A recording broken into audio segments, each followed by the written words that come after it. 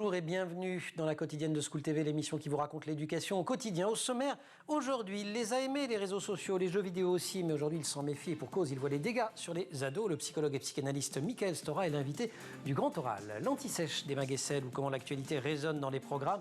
Une actu anniversaire aujourd'hui, celui de la naissance du peintre mexicain Diego Rivera, le maître des murales, les fresques murales, les programmes, ceux d'art plastique et d'espagnol. L'heure de la récré, toujours avec Emma, dans sa grande série spéciale Noël. Elle s'intéresse aujourd'hui aux ouvriers du Père Noël, et oui, les lutins. Et puis enfin, vous rêvez de repas de fête joyeux, goûteux, généreux, plantureux, mais pas trop douloureux. Sandra Ferreira, notre nutritionniste et diététicienne, magicienne du plateau repas, va vous régaler. Ce sera en fin d'émission. La quotidienne de School TV, c'est maintenant, c'est parti, Grand Oral. Snapchat, Instagram, mais aussi Facebook, TikTok, Twitter, les jeunes passent des heures chaque jour sur les réseaux sociaux et ce n'est pas sans conséquence. Et puis ils passent aussi des heures tous les jours à jouer aux jeux vidéo. On va parler de tout ça, des écrans en fait, avec le psychologue et psychanalyste Michael Stora, qu'on est très heureux d'accueillir. Merci d'être avec nous aujourd'hui, Michael. Merci et bonjour. Vous êtes auteur de plusieurs ouvrages. Le dernier paru, je crois que c'est Réseaux asociaux, aux éditions Larousse. Et puis vous venez de créer l'école des héros. C'est quoi ? Alors l'école des héros, c'est une prise en charge un peu innovante pour des jeunes dits atypiques. Atypiques, entre autres, peut-être qu'une des portes d'entrée, c'est addiction aux jeux vidéo, mais c'est vrai qu'ils sont ce que certains appellent neuroatypiques, avec un haut potentiel intellectuel élevé, phobie scolaire, phobie sociale. Et en fin de compte, que faire de ces jeunes ? Eh bien, j'ai décidé, pourquoi pas, si je devais pitcher, je dirais de l'addiction à la création. C'est-à-dire qu'en fin de compte, on est addict à un objet qui là est le jeu vidéo, où il n'y a plus vraiment de plaisir, l'enjeu l'emporte sur tout le reste. Jouer. Tout le temps jouer pour garder une position de vainqueur, mais en même temps, on perd parfois. Mais néanmoins, surtout, il s'isole totalement. Oui, il se grignote la vie, il s'enferme, c'est un enfermement. Tout à fait, c'est un enfermement. Donc, et alors, pour les enfermer, vous avez créé un truc sur Internet. Non, c'est pas sur Internet. Au contraire, non, mais vous avez raison, puisqu'en effet, à nouveau, c'est un peu le paradoxe, c'est-à-dire, d'une certaine manière, ils sont addicts aux jeux vidéo, et je veux leur proposer de créer un jeu vidéo. Donc, c'est pas jouer, même si on a un atelier de médiation par les jeux vidéo, mais c'est vraiment l'idée de créer un jeu avec des cours de codage, du graphisme, et je peux vous dire que c'est pas évident. Et en fin de compte, tout ça, c'est un prétexte pour leur redonner un plaisir à réapprendre. Et surtout, c'est en faisant qu'on apprend, pour le coup. Du côté codage, c'est vraiment pensée logico-mathématique de haut niveau. Graphisme, on est du côté de la créativité, de l'art, de l'expression. Ils se retrouvent en groupe, en classe de 8 à 10 élèves. Donc j'apprends à écouter les petits camarades, je suis obligé de sortir de mon enfermement. Certains étaient phobiques sociaux, donc là, ils se retrouvent à nouveau dans une dynamique de groupe, et puis ils aboutissent à quelque chose qui est incroyable, c'est-à-dire la finalité d'un level 1 en général, d'un premier niveau d'un jeu vidéo. Ça marche depuis 2 ans et ça marche vraiment bien. C'est un cycle qui dure combien de temps ? Alors, on est encore dans une forme de phase d'expérimentation.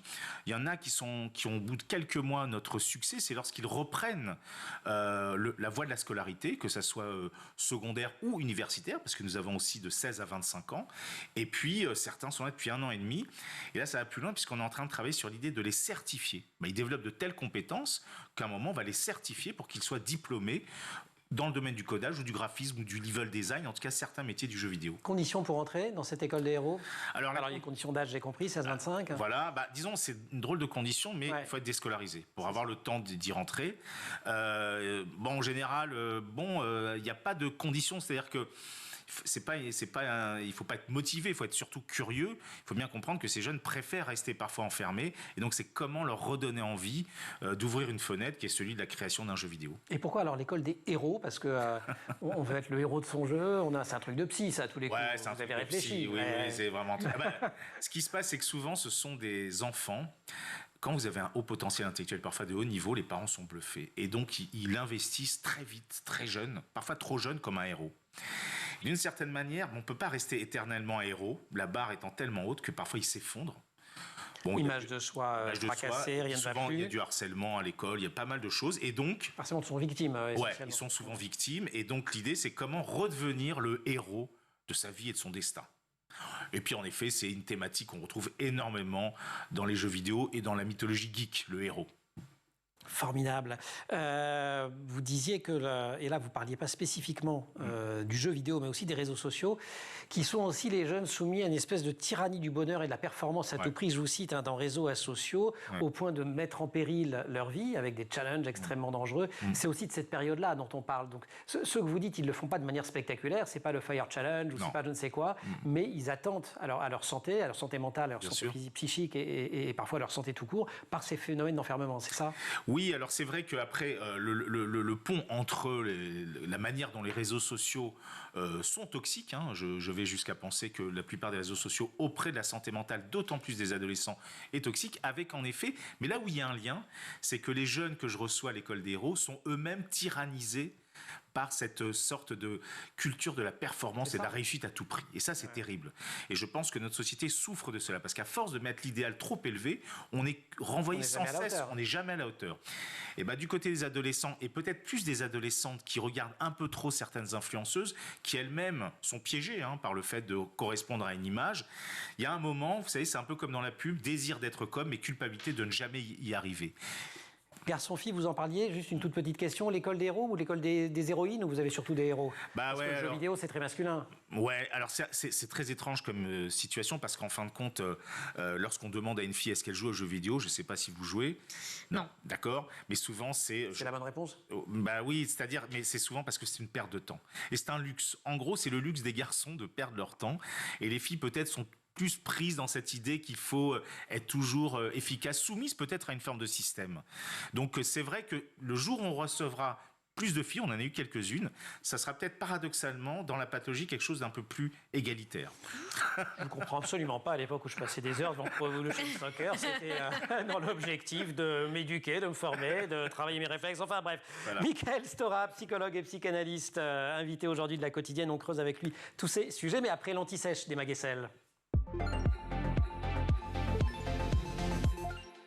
L'anti-sèche ou la façon dont l'actualité résonne dans les programmes, vous savez, souvent on choisit des anniversaires comme actualité. On est un 8 décembre, et c'est un 8 décembre, en 1886 précisément, qu'est né le peintre mexicain Diego Rivera, mondialement connu pour ses fresques murales peintes au XXe siècle, les murales. Tout à fait, on y reviendra bien sûr. Alors Diego Rivera, né au Mexique donc, et dessine dès le plus jeune âge. Il fait l'école nationale des beaux-arts de San Carlos, après laquelle il reçoit une bourse d'État qui lui permet de partir étudier en Europe. Donc il va à Madrid, il va à Paris, à Londres, à Bruxelles, et à son retour au Mexique, il expose et il connaît un grand succès, notamment auprès de la femme du président de l'époque, Diaz. Elle lui achète 6 œuvres, l'État en achète 7, et c'est comme ça qu'il se fait connaître peu à peu. Tout à fait. Mais en 1911, alors que la guerre civile peut éclater à tout moment au Mexique, Diego Rivera part pour Paris. Il vit notamment à Paris dans le quartier de Montparnasse, et un de ses plus proches amis, c'est Modigliani. Et oui, un des piliers du Montparnasse de ces années-là. Il retournera au Mexique seulement 10 ans plus tard, une fois la Révolution passée. Oui, et c'est lorsqu'il revient au Mexique qu'il réalise sa première peinture murale. Sa peinture est assez engagée, c'est très coloré, très dans la vague révolutionnaire du moment au Mexique. D'ailleurs, Rivera rejoint le Parti communiste et devient un des peintres officiels du gouvernement post-révolutionnaire. Parmi ses œuvres les plus connues, il y a cette fresque épopée du peuple mexicain, peinte entre 1929 et 1935 dans la cage d'escalier du Palais national de Mexico. Il raconte l'histoire du Mexique depuis l'Antiquité. Rien de moins. Mais son œuvre la plus connue, elle n'est pas au Mexique, elle est aux États-Unis, à Détroit. Mais oui, parce que Diego Rivera a beaucoup travaillé pour les États-Unis dans les années 30. Cette fresque monumentale se trouve à l'Institut des Arts de Détroit. Elle a été réalisée entre 1932 et 1933 et financée par les usines Ford.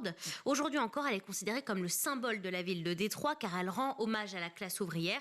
Elle est même souvent utilisée en cours d'économie au lycée pour illustrer le cours sur la production industrielle. Je l'ai trouvé dans les cours, dans les livres d'histoire. Et donc pas seulement en art plastique ou en espagnol, comme je le disais. Diego Rivera, dont une fresque aurait également bien pu se trouver, mais ça ne s'est pas fait au Rockefeller Center à New York. L'histoire, elle est quand même assez cocasse. La famille Rockefeller lui commande une fresque, et alors qu'elle est en très très bonne voie, Diego Rivera a le malheur d'y faire figurer Lénine au lieu d'un simple... Le malheur d'un point de vue rockefellerien. Le malheur pour Rockefeller. Voilà, c'est ça. Fait. Figurer Lénine. Et donc, les Rockefeller vont la détruire et ils vont licencier Diego Rivera qui repart furieux au Mexique. Époque à laquelle Diego Rivera est marié avec Frida Kahlo, peintre elle aussi. Ensemble, ils forment peut-être le couple le plus mythique, ou un des couples en tout cas les plus mythiques de l'histoire de l'art. Oui, ils se marient en 1929, elle a 18 ans, lui 43. Marié 3 fois avant elle, c'est la femme de sa vie, lui l'homme de la sienne. Ils auront un énorme coup de foudre, autant personnel qu'artistique. Un couple pas toujours heureux. Diego Rivera était très volage. Il avait de nombreuses maîtresses, dont la sœur de Frida Kahlo d'ailleurs. Ils ont même divorcé avant de se marier l'année suivante. Avant de se remarier. Oh là là, ça fait beaucoup rire le psy. Divorcé en 39, remarié. Il a dit, j'ai un collègue, il a dû se faire. Donc remarié, tout à fait, et pas divorcé en 40. Il se manquait trop en fait. Exactement, il se manquait trop. Et symbole de ce lien très fort, leur maison à Mexico, une maison-atelier constituée de 2 grands cubes, chacun abritant l'atelier des artistes. Il y a le cube rose, l'atelier de Diego Rivera, et le cube bleu, l'atelier de Frida Kahlo. Le tout relié par une passerelle, si c'est pas joli. C'est bien, c'était pas genré tout ça. Voilà. À la mort de Frida Kahlo, en 1954. Voilà, Diego Rivera se remarie très rapidement, mais dédie le reste de sa carrière à faire connaître la peinture de Frida Kahlo. Et cette maison, vous pouvez la visiter au Mexique. C'est un musée aujourd'hui. Si le sujet vous intéresse, je vous conseille un très très beau film.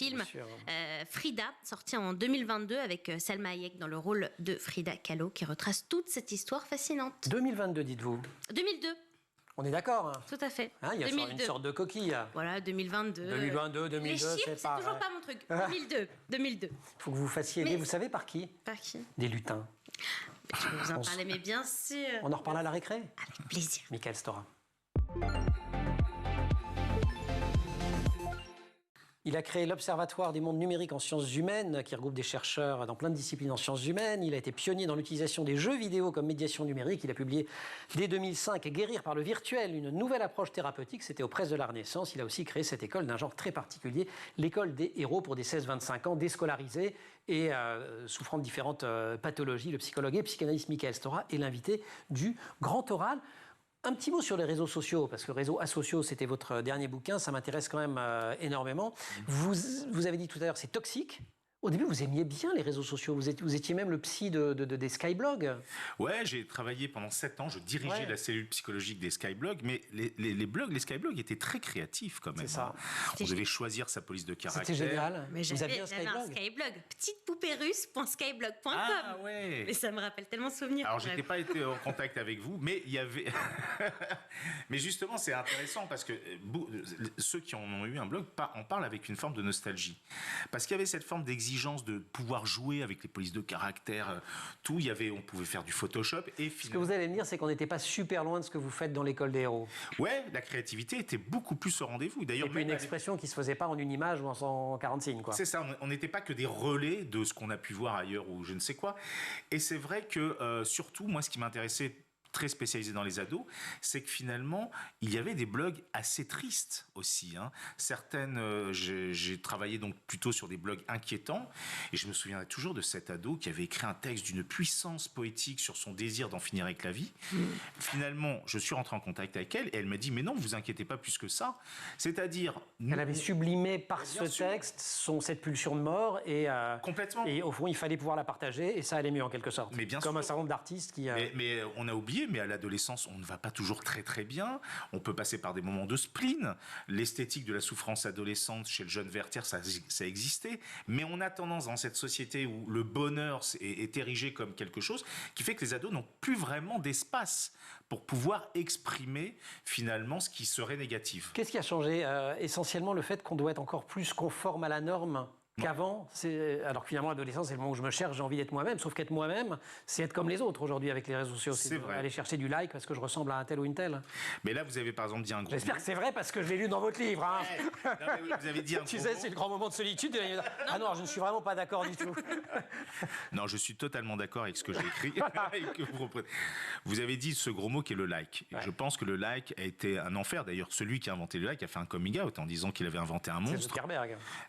Non, c'est un de ses ingénieurs. C'est un de ses ingénieurs, oui, vous le citez d'ailleurs, qui a quitté Facebook par la suite. Et qui finalement, parce que le like, c'est quoi? C'est tout simplement une quantification narcissique c'est même pas des productions, c'est soi.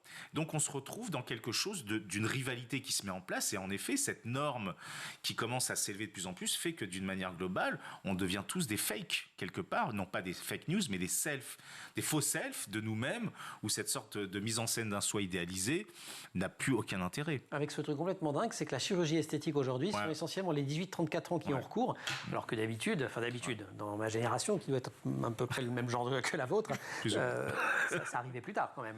Largement, mais c'est peut-être le vrai phénomène qui tout d'un coup est devenu visible. Et qui n'est pas du tout virtuel pour le coup. Ah non, c'est pas du tout virtuel. C'est-à-dire qu'en effet, il y a eu cette mode qu'on appelle la dysmorphophobie, où une personne va focaliser sur une partie de son corps, et en se filtrant, évidemment, tout disparaît, mais d'une certaine manière, veulent retrouver dans le réel quelque chose d'un moi idéalisé. Et c'est vrai que c'est quand même très étrange et très inquiétant que des 18-30 ans fassent appel à la médecine esthétique, et on en est au début, parce que quand vous faites une piqûre de Botox, il faut savoir que ça dure que quelques mois. Et donc vous allez continuer à en refaire. Et c'est une addiction de plus, ça veut dire. Ouais, donc une sorte de dysmorphophobie sociétale qui s'est mise en place avec les réseaux sociaux. Mais il faut savoir qu'Instagram est au courant de tout ça, hein. Comme vous avez vu, Frances Haugen, cette lanceuse d'alerte, l'a dit. Et pourtant, ils continuent à le faire. Ils continuent à le faire. Et ils font de nous, de ceux qui sont accros à Instagram, des bébés. On redevient bébé. Le like, c'est un truc qui renvoie aux premiers âges. C'est très étrange cette idée de se dire que Facebook ou Instagram serait comme une sorte d'auxiliaire de puériculture, puisque des doudous. Des doudous. Alors il y a le fait quand Mark Zuckerberg a créé Facebook, il a dit montrez tout, dites tout et montrez tout. C'est un peu ce qui se passe avec les petits enfants. Et petit à petit, ils apprennent. Il n'y a pas de filtre. Il n'y a pas de filtre. Et grandir, c'est apprendre qu'il y a des filtres. Apprendre, aussi parfois dans la douleur, qu'on ne montre pas tout, qu'on ne dit pas tout. Et d'une certaine manière, très rapidement, on se rend compte qu'il y a un processus très régressif. Et d'ailleurs, pour reprendre un peu cette question des filtres, vous savez qu'il y a un filtre qui a beaucoup de succès. C'est un peu le filtre Lolita, c'est-à-dire des grands yeux, un petit nez, une petite bouche comme ça. Si vous le faites à 25 ans, on dirait que vous avez 4 ans. Donc il y a en effet cette idée qu'on veut revenir vers ce processus du petit enfant insouciant et la toute-puissance infantile. Ça marche avec. C'est la grande matrice. Dès l'émergence des blogs, il s'est passionné pour l'expression des ados en ligne. Il a été directeur, il le rappelait, de la cellule psy du premier réseau social à la française. C'était Skyrock. On est toujours en train de rechercher petite poupée russe. Petite poupée russe sur Skyblog. Je suis sûr que la régie va faire des miracles et ils sont sur le dossier. Michael Stora, lui, est l'invité du Grand Oral. On le retrouve après la récré. Emma.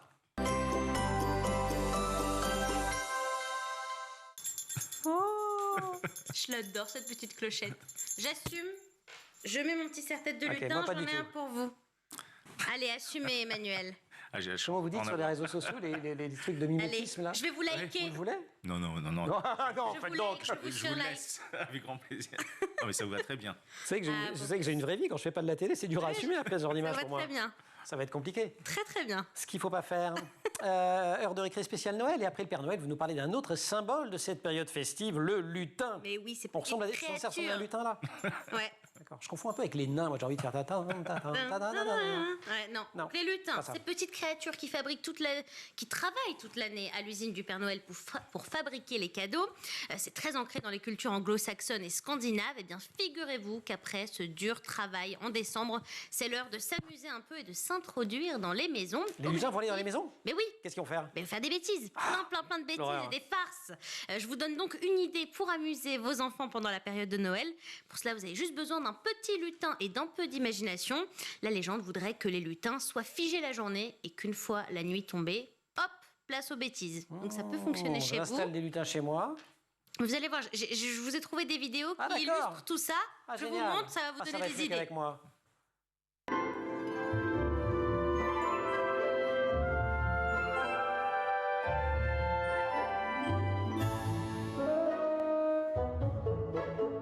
En fait, c'est un petit lutin qui a très envie de faire des blagues à mes élèves.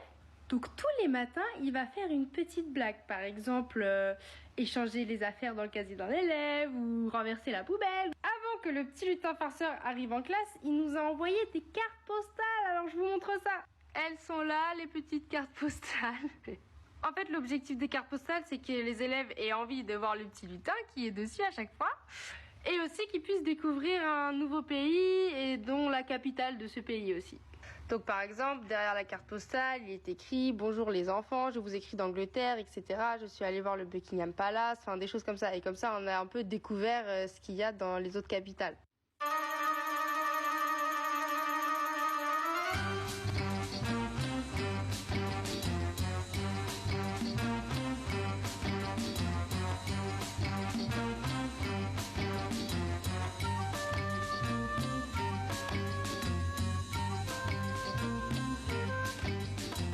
Emma, absolument extraordinaire quand même. Ah ouais, Donc non, ça, ouais, c'est le travail des petits lutins. C'est le travail des petits lutins. Apparemment, vous avez fait travailler la petite souris. Non, non, pas du tout. On racontera ça. Puis arrêtez, il y a un psychanalyste sur le plateau. Ça va encore me coûter un bras. Ça va encore me coûter un bras, cette histoire. Puis c'est pas qu'une seule séance pour les cas comme moi. Emma, merci beaucoup. Merci à vous. Et petite poupérusse.com sur Skyrock. J'y ai plus, j'ai été chercher, mais non. Ah, bon, on arrête de se Ça fatiguer. n'existe plus, Skyblog. Si, il y en a encore, mais bon, largement moins. Pam, pam, param, Ok, param. on va voir si je peux le faire ressusciter. Mickaël Stora, grand oral.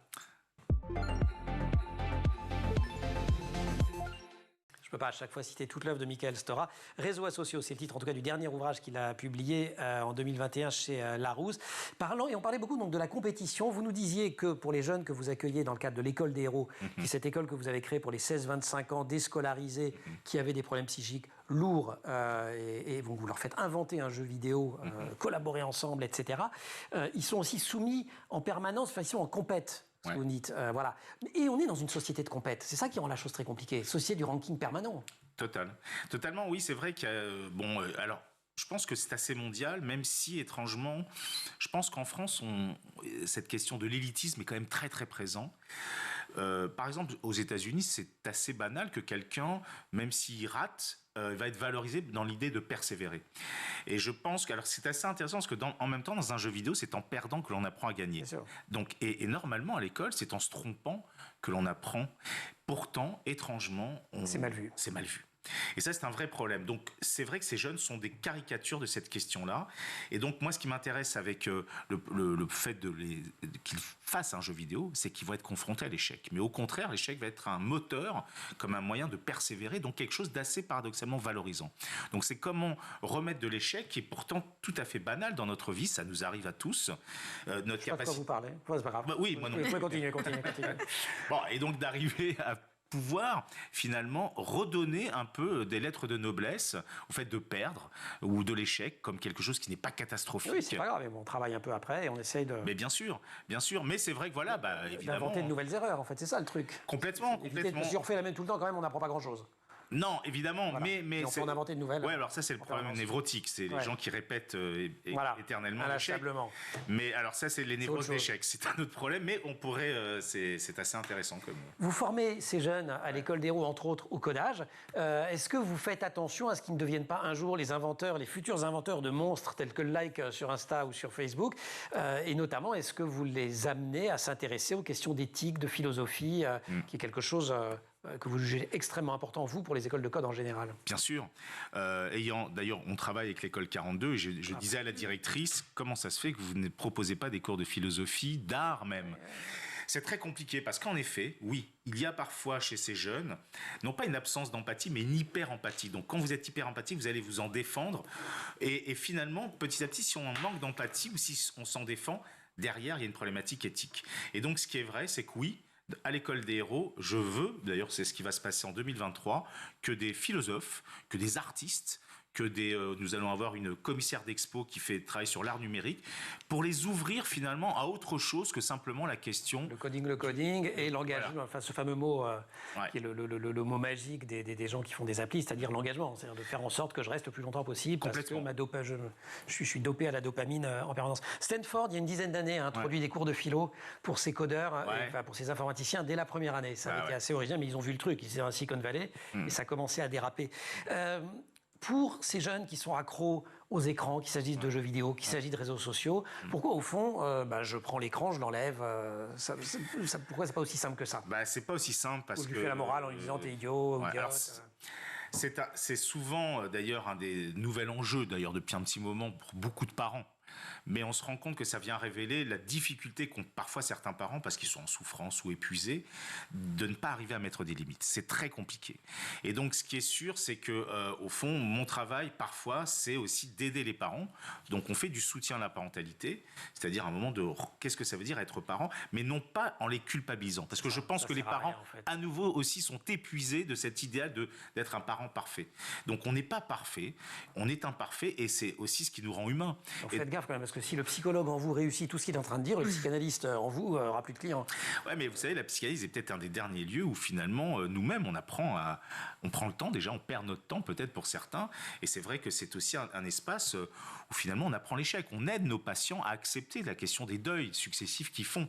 Donc je crois qu'en effet, cette idée qu'il faut mettre de côté tout ce qui va mal n'est pas une bonne idée.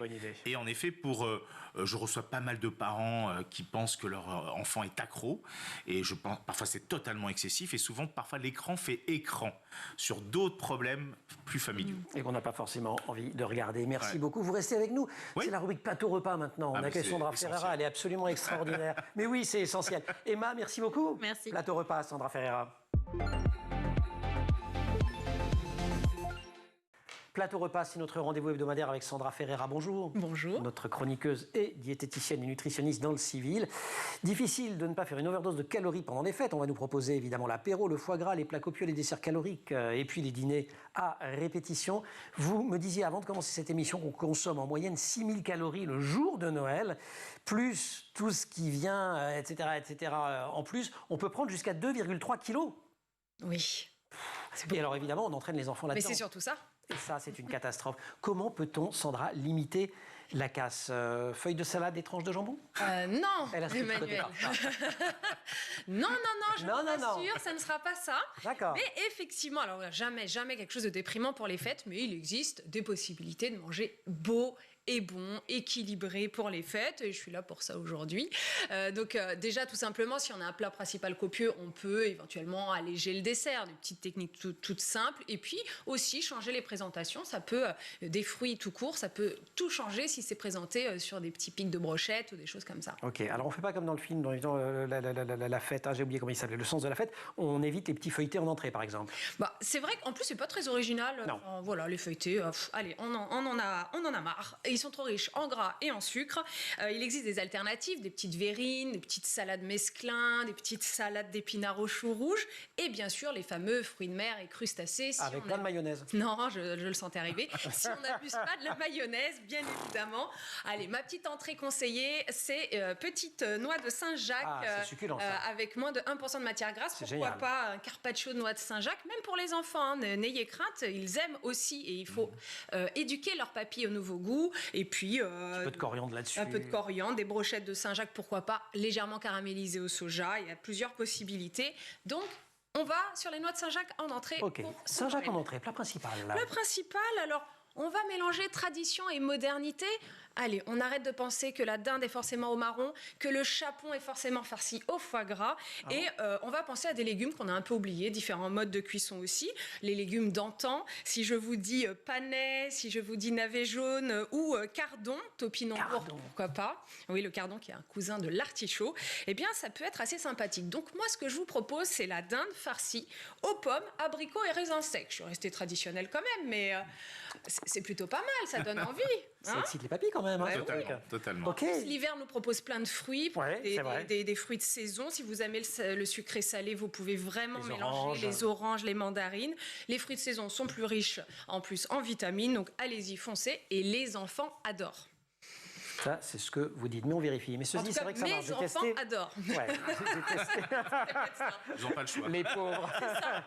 Vous savez, c'est ceux que vous recevez 3 fois par semaine, ces enfants. Je me disais que vous me disiez quelque chose. C'était ça l'histoire. Bon, et alors le dessert? Ah, le dessert, oui, c'est gras et sucré, c'est le principe d'un dessert. Hein, chocolat, crème, beurre. On peut effectivement l'alléger un peu, prendre des desserts aux fruits, bien évidemment, utiliser de la gélatine ou de l'agar-agar qui permettent de mettre un peu moins de crème fouettée. Tout simplement, ça donne de la texture. On peut opter pour du sucre complet qui va avoir plus de goût que le sucre blanc. On peut aussi utiliser des feuilles de briques ou des feuilles de phyllo qui permettent de faire de jolis desserts. Concernant la bûche en tant que telle, la traditionnelle, on peut l'alléger. Mais là, petit teasing, vous attendez ma prochaine chronique, je vous dirai exactement comment faire pour alléger la bûche.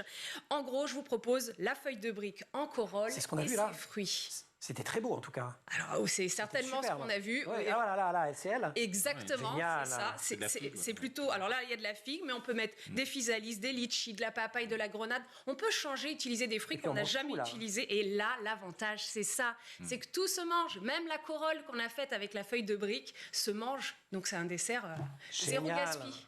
Formidable. Voilà. Merci On est prêt beaucoup pour Noël un repas. Ah, mais là, avec vous, on est toujours prêt pour Noël.